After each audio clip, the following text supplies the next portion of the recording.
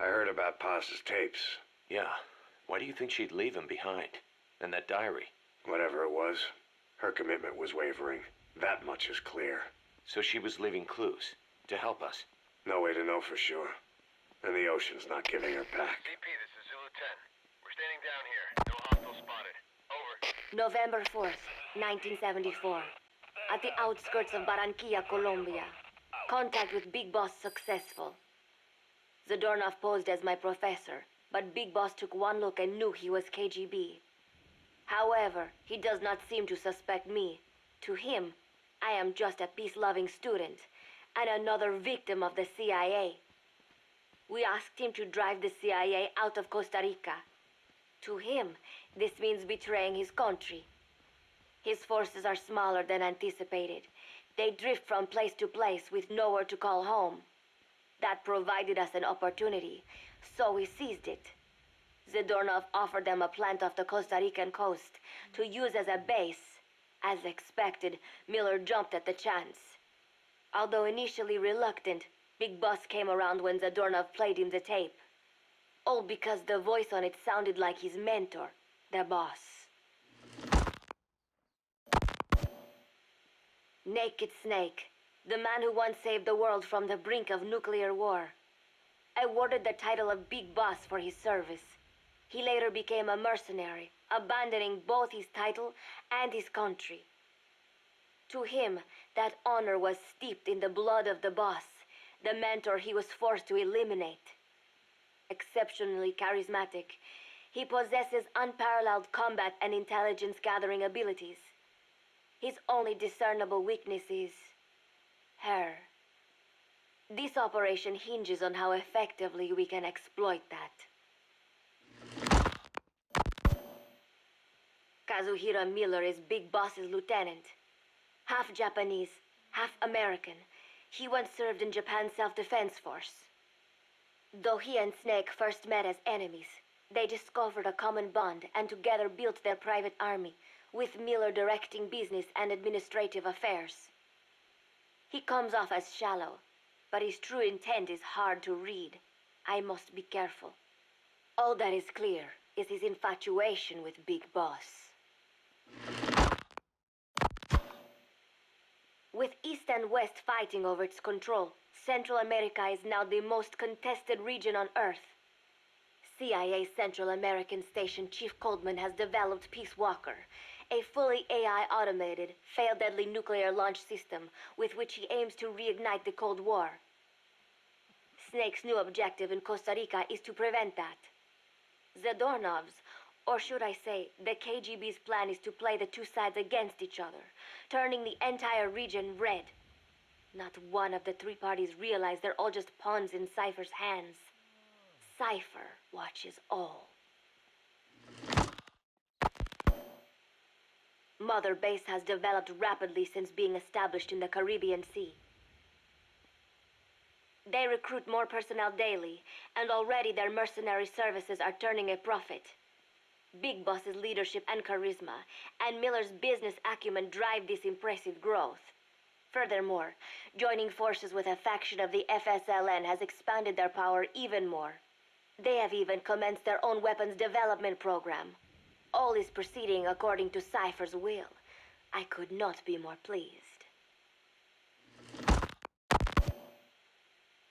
Snake's pursuit of Peace Walker led him to an AI modeled after the boss's thought patterns. It was incomplete, but, somewhat ironically, making contact with Snake was the necessary finishing touch. Meanwhile, the scientist behind Peace Walker's locomotive control, Huey, defected to Snake's army. His presence has greatly accelerated weapons development at Mother Base. I failed to anticipate Coldman's madness, but nuclear war was averted. However, this was only after the boss AI on board Peace Walker sank itself to the bottom of the lake in what could be likened to suicide. The boss laid down her gun, choosing to sing for peace instead, and Snake, himself a gun, parted ways with her. In doing so, he reclaimed the title he once abandoned. He is Big Boss. Zadornov has been detained. Since this leaves my cover identity without a guardian, the Mother Base staff has taken me in. I am now better placed than ever to monitor their internal affairs. Everything continues to unfold according to plan. The developer of the boss AI, Dr. Strangelove, has also come to Mother Base. With her and Huey's expertise, they can now develop a weapon capable of matching Peace Walker. Development on the bipedal weapon is now complete. They call it Metal Gear Zeke. It stands there like some sort of mystical guardian. The soldiers gaze on it with pride and reverence. Big Boss has elected to arm it with a nuclear weapon. As an army without a nation, they seem to feel the need for a deterrent against whatever the world might pit against them. It is a dangerous gambit. Why do such a thing? Their nuclear strategy differs from the Americans and the Soviet Union. The superpowers deter attack by revealing their nuclear arsenals to one another.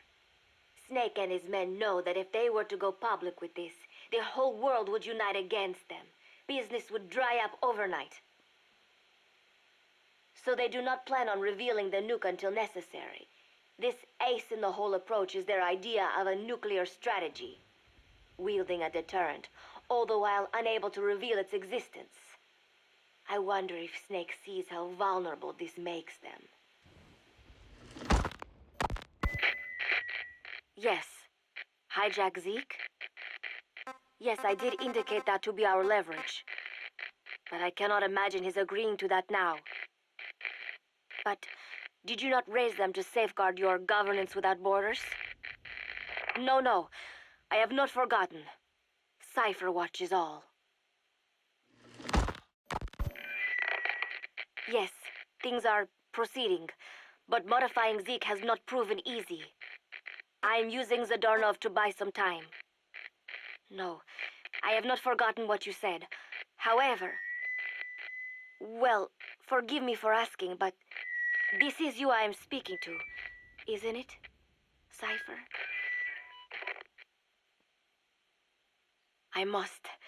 I will fight Big Boss. The world must be ruled by a single will. To defy Cypher is a fate worse than death.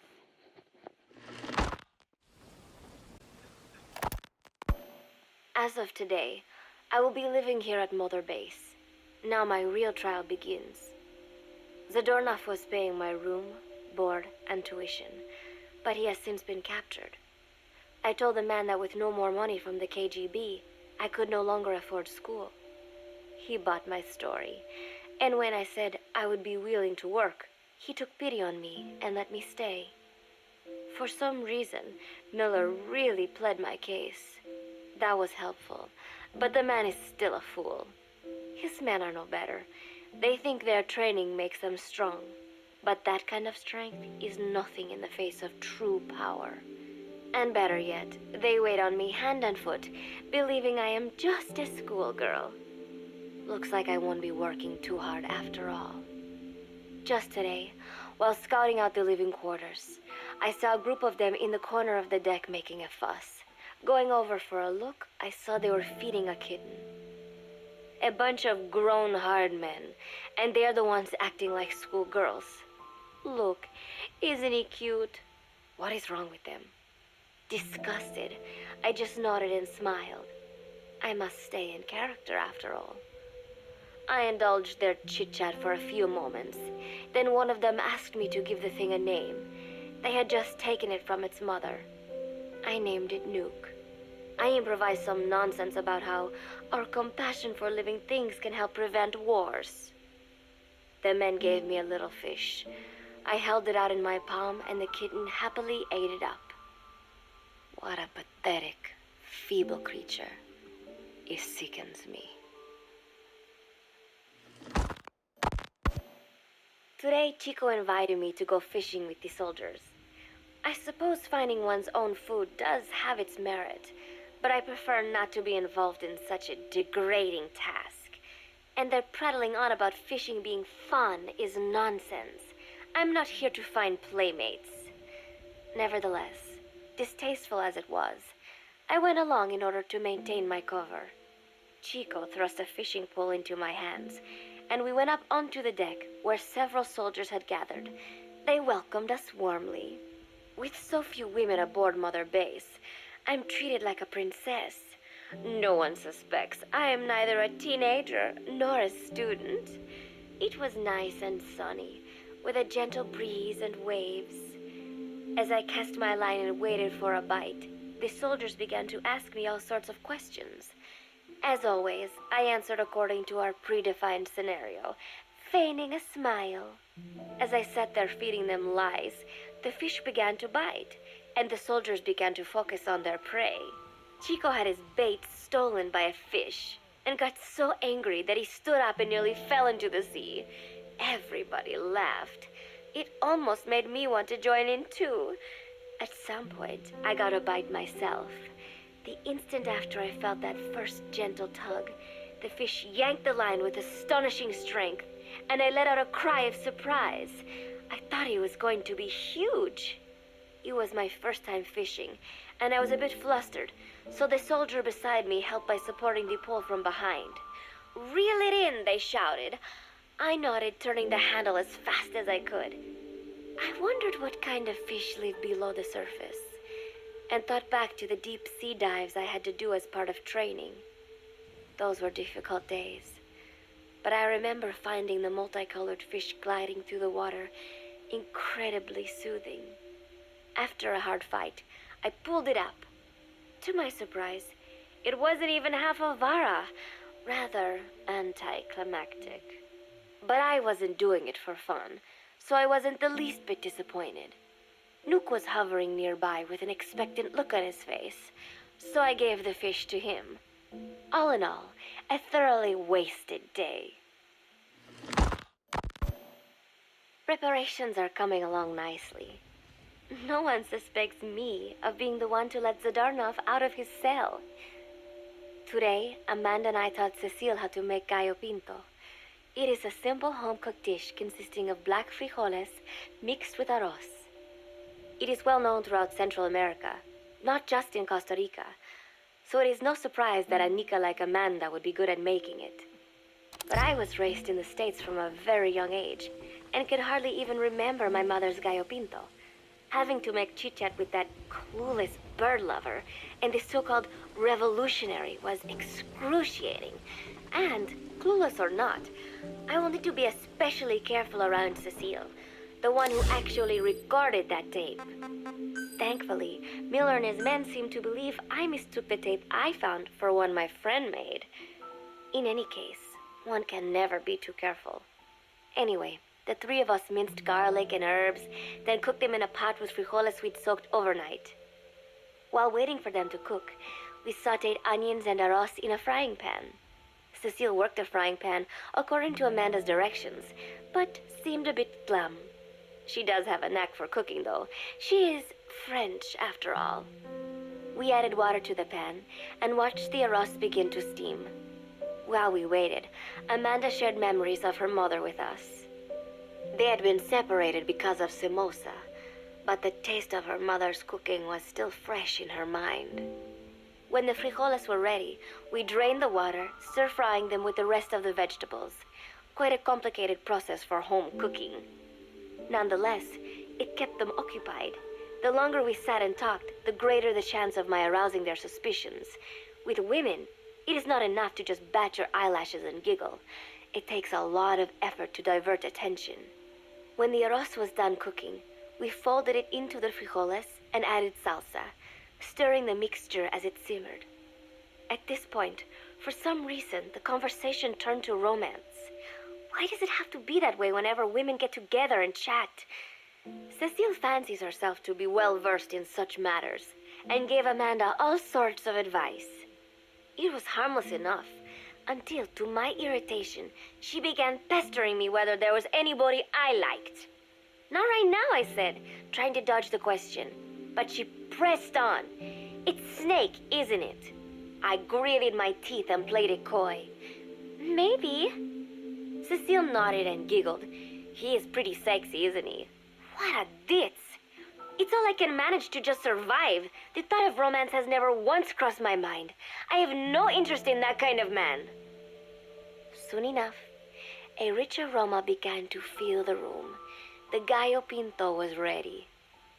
New came over and rubbed up against our legs, looking for a handout. Unfortunately, it was not the kind of food a cat would like. We let a few of the soldiers have a bite, and then headed off to the mess hall. The home-cooked flavor we'd achieved was a big hit with the men of MSF. Not that we are trying to impress them or anything. Even I could manage a dish like that. Snake enjoyed it too. Let me make this absolutely clear. I have no interest in that man. Football, or soccer as it is known in the States, is extremely popular here. It has not caught on yet in the US, but it has legions of rabid fans all across Latin America. These fans can get so rowdy that it is commonly believed El Salvador and Honduras went to war in 1969 over scuffles in a soccer match. In reality, tensions between the two countries were already high. The match was merely one of the sparks that set them off. But these people are so passionate about this sport that the story seems plausible. Predictably, many of the soldiers here are fans. They have apparently divided themselves into Costa Rican and Nicaraguan teams and started playing each other. To play, you need a ball and 2 goals. The R&D team built and set up simple goals on the deck. I had absolutely no interest, but Chico insisted that I come and watch. It was not a proper match by any means. The pitch was not even regulation size, but the players and spectators alike got pretty excited. They banged empty cans and shouted cheers through the handmade megaphones. It almost felt like carnival. Huey, the referee, blew a whistle to start the match. The soldiers' training has left them in excellent physical shape, but they lacked the honed skills of professionals and their play was quite rough. Midway through, one of the men collided with another. They started shouting at one another, but Huey stepped in. "I thought we had forsaken our countries, become one with the earth," he said, quoting Snake. "We're not competing for national pride here, and we are not fighting for the good of any one country. This is not a war. Soccer is a peaceful sport, am I right?" The soldiers nodded. They know the pain of war, and they share Snake's vision. Perhaps that is why all this resonates with them. Team Costa Rica was down a man, and somehow I was picked to fill in. Costa Rica had the advantage up until that point. I suppose Huey wanted to keep it balanced. The soldiers agreed with Huey's call. Maybe the Costa Rican players felt an even matchup would be more fun too. I could not be bothered to run at first, but chasing the ball out there in the hot sun, I was soon drenched in sweat. Before long, I found myself actively seeking out the ball, partially out of desperation. I picked up a loose ball deep on the opponent's side of the field. Even though he's Nicaraguan, Chico cheered me on, yelling, "Go for it, shoot!" I launched the ball as hard as I could, only to have it blocked by the keeper. Disappointment only increased my determination. In the end, I didn't score a single goal, and Costa Rica gave up its lead. It was really close, though. We congratulated each other on a good match and sprawled out in the shade on the deck, exhausted. The ocean breeze felt so nice on my sun-soaked body. Nuke came over. It is one of his favorite spots, and stretched out next to me. And together, we watched fluffy white clouds drift lazily across the clear blue sky. It was lovely out today, so I decided to sun myself in a lounge chair up on the deck when Strangelove came up to me. Despite the heat, she was in her usual long sleeves and pants. I waved at her. She looked away and mumbled, "Hello there. Fancy meeting you here." I asked if she needed anything, feeling her eyes creeping up and down my body like she was savoring it. Finally, she swallowed and said, "You have such beautiful skin." Bewildered, I shook my head and said, No, not at all. I had heard rumors that she was a lesbian. But she couldn't be after me, could she? She continued to stare and said, "No, it is beautiful, but you must not let yourself get so tanned." And then she took my hand in hers. "What is wrong with a little son?" I asked, trying to cut the conversation short. But she shook her head violently. "No, you mustn't. A young lady should take better care of her skin." She was acting strangely now, as if aroused. She lectured me on the perils of tanning, how it ages skin, causing wrinkles and spots, and in the worst cases, even skin cancer. I knew already that tanning could cause spots, but I thought only pale-skinned Anglo-Saxons had to deal with that. Having a scientist tell me it causes aging, though, that spooked me a little. If I am to keep playing the teenager, I will have to start paying more attention to my skin. Sensing my anxiety, she took a small tube from her pocket. She said it was the sunscreen she always used. She told me to keep it. I didn't know what to say. I was more than happy to take it, but exactly what were her intentions? Was she merely being nice? Or is she really into me? Either way, there was no reason to refuse, I suppose. I have undergone training. An out-of-shape woman does not pose any real threat to me. Having power means not being afraid. It is the same on a global scale. A country with nukes can dictate terms to a country without them. I thanked her and took the tube.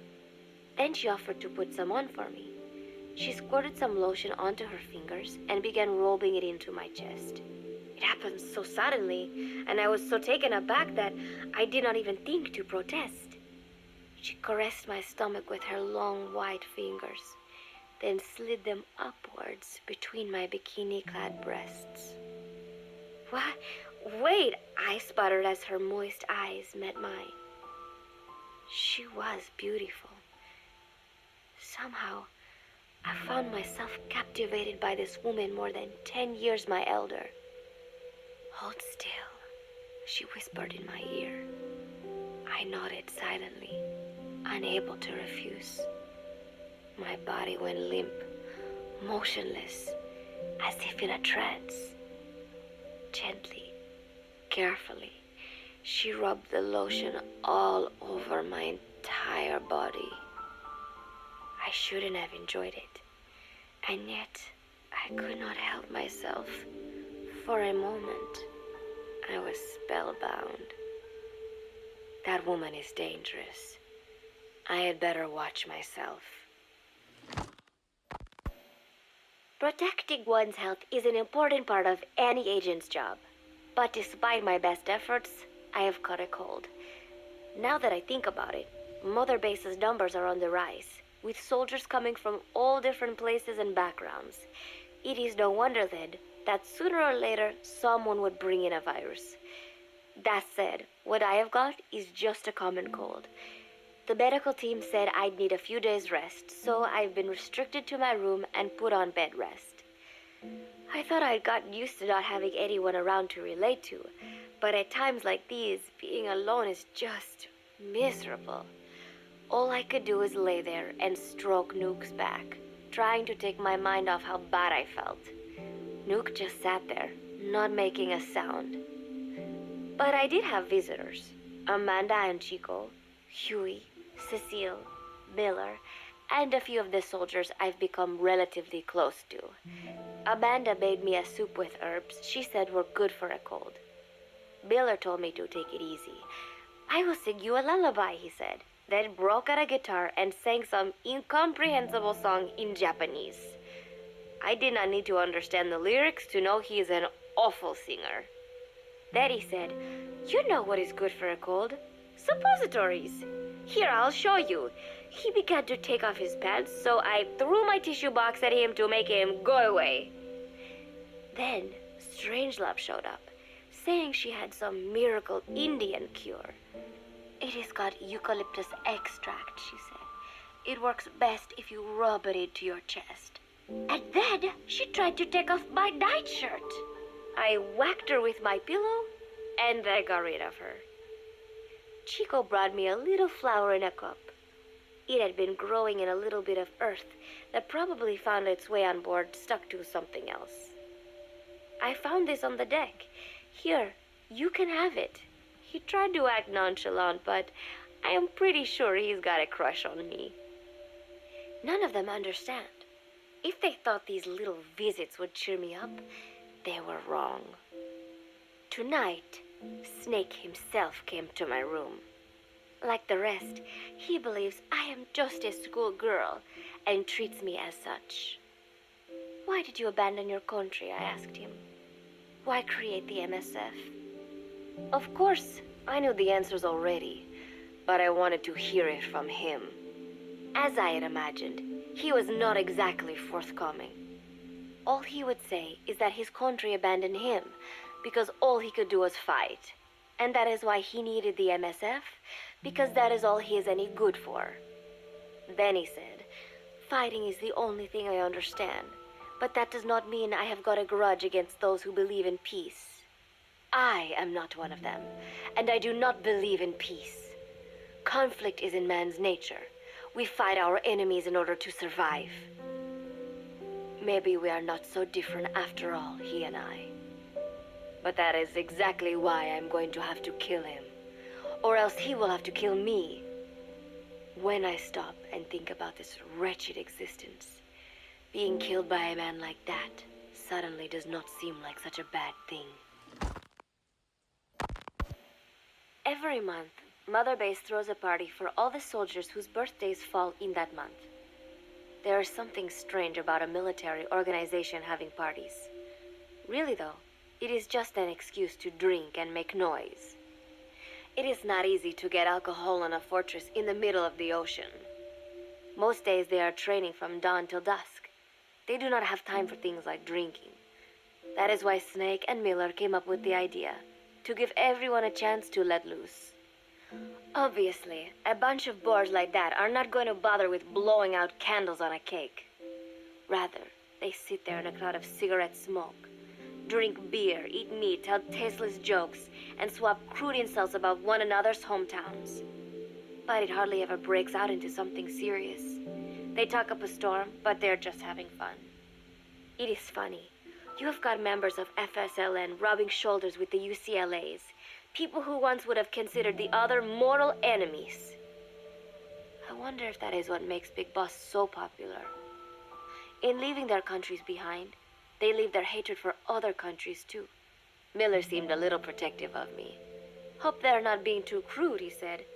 But soon enough, he too was drunk. He yelled, "Come here and take a look at the real Kazuhira Miller," then dropped his pants and mooned everybody. The other soldiers burst out laughing. I have never seen such a crude, ridiculous party before. And yet, all these people, laughing and acting the fool. Is this what they call peace? For some reason, I began to think about all that has happened since I came here. Fishing with Chico, cooking with Amanda and Cecile, playing soccer, having visitors when I caught a cold. When I stop and think about it, my time here has been the most peaceful of my life. But that is about to end. I cannot imagine he will be willing to negotiate. It seems I am to fight the legendary Big Boss. I do not know if I'll be able to beat him. But if I have to choose between death and defying Cypher, I will gladly choose death. The thought of dying does not scare me. But if I disobey my orders, the fear and despair awaiting me will be far worse than anything I can imagine. It was Cypher who took me in as an orphan, gave me food and a place to live. His orders may have been unreasonable, but I will never repay my debt entirely. It seems I have no choice. I must fight this man. I must fight Snake. Do you know Miller, Snake's right-hand man? Apparently has got at least one serious weakness. He is an insatiable womanizer. He does not bother me, most likely because he considers teenagers off limits. But he has hit on every single one of the few female soldiers here at Mother Base. They ought to be telling him where to stick it, but end up falling for it so easily. I think some of it stems from the fact that he is actually not that bad looking. Anyway, today, that nasty habit got him in trouble. He and Snake got into one of their rare fights, and I was there to see it. They burst out of the showers, completely naked, trading punches. I am no child. The sight of a naked man does not make me blush. But this was something else. "Maybe this'll teach you," Snake yelled as he slammed his fists into Miller's chest. I heard later that apparently he had been two-timing someone, and that same someone had gone to Snake with her troubles. As I see it, it is her own fault for letting herself be deceived like that. If she is too dumb to see through Miller's lies, then she got what she deserved. But this was not the first time it had happened, or the second, and Snake read Miller the riot act. Miller argued back, and what began as a shouting match turned into a fist fight. "You son of a bitch," Miller yelled as he swung. "Not bad," said Snake, smiling, "but not good enough." And then he was back on the offensive. They had already been at it pretty hard in the showers, and their bodies were covered with bruises. Both of these men had been trained for war, their bodies deadly weapons. They were each bleeding from a dozen places. All this from a fist fight. Even so, it was far less gruesome than if they had given it their all. It was obvious that one of them would be dead were they fighting for real. Miller took another swing, yelling, "Try this then!" Snake parried, then responded in kind. But I could tell he was not aiming for anything vital. "You are one tough bastard, boss," Miller muttered. A smile crept across his face as he caught his breath. And then they went right on fighting. Blood and sweat flew off their glistening bodies. It was combat without hatred or hostile intent. I had never seen violence like this before. And yet, it was more than just a friendly tussle. They were utilizing every technique they knew. It was not a sporting match. They were not playing by the rules. How could they keep this up? At last, the two men tired themselves out, and the bizarre scene came to an end. They looked at each other's battered bodies, and then burst out laughing, embracing and congratulating each other on a good fight. It all seemed so idiotic. I still cannot fathom such behavior.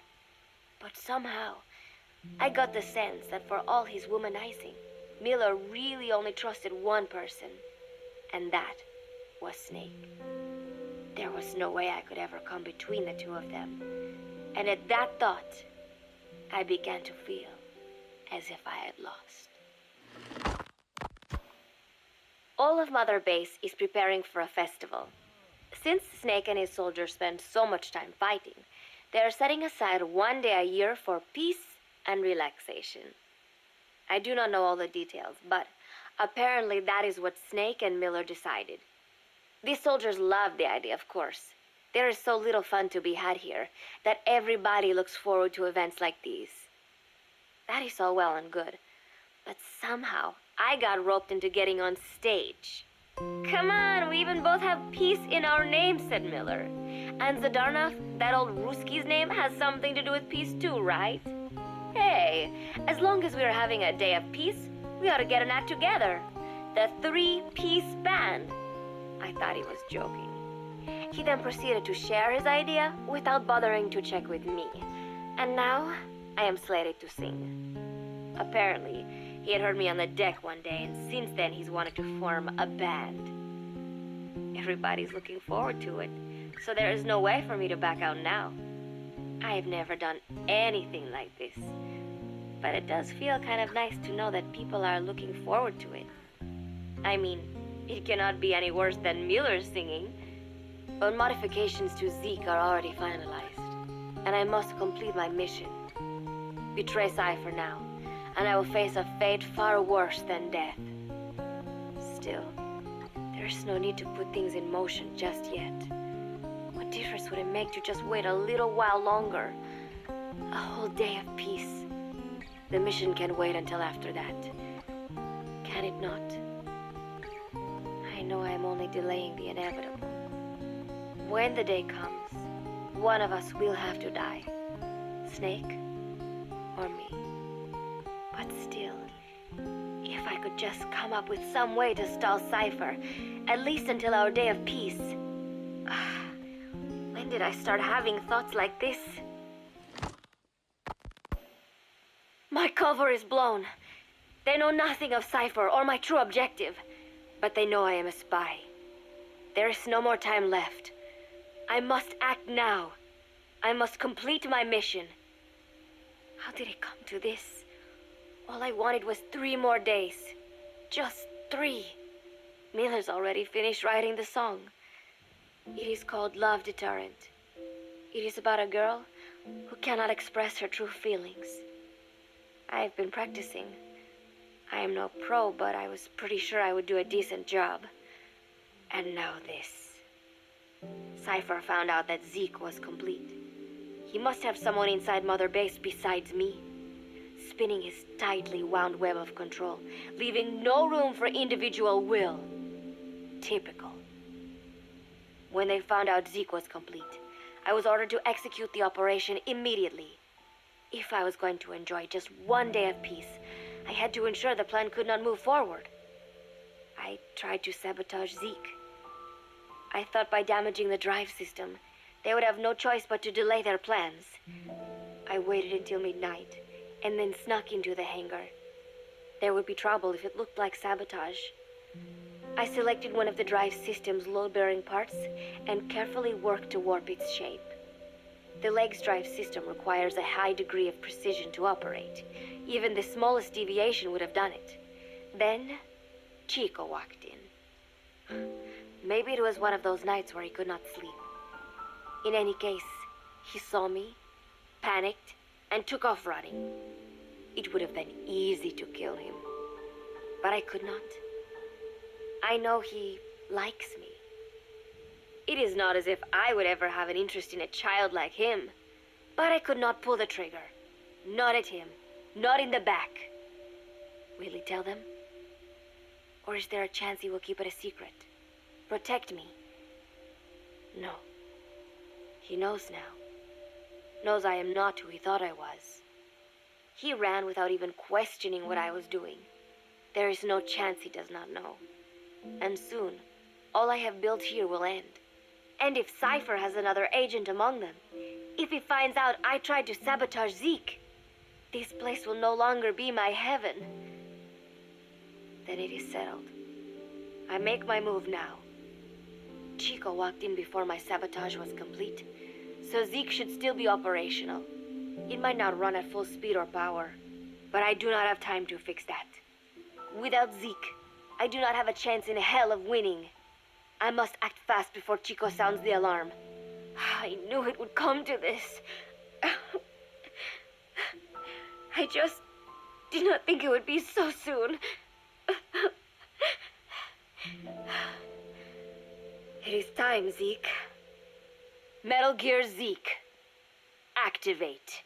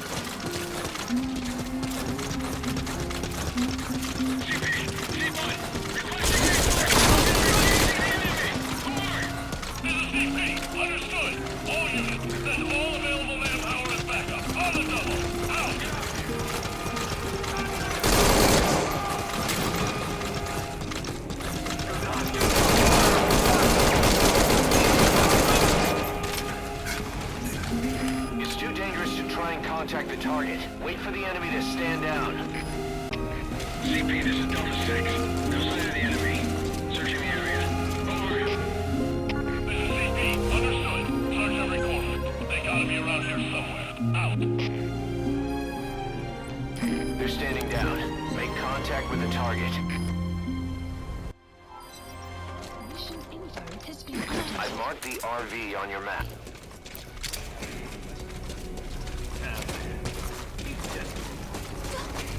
Either way, it didn't look like no soldier to me. And his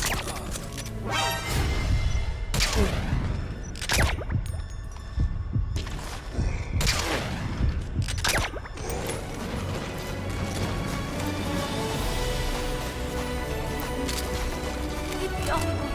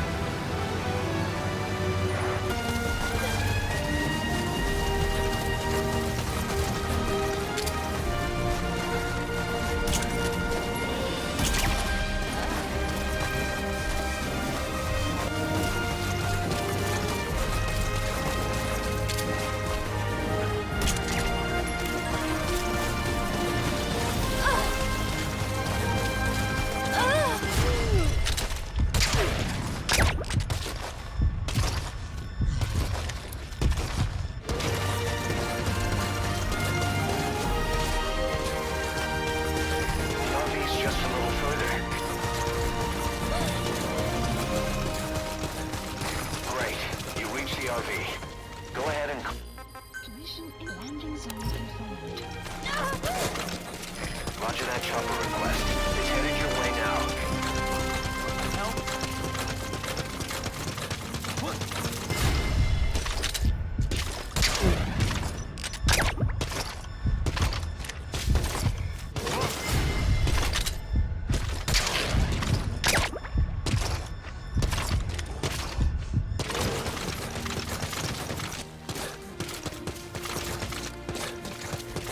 That's the old prison area. The targets are there.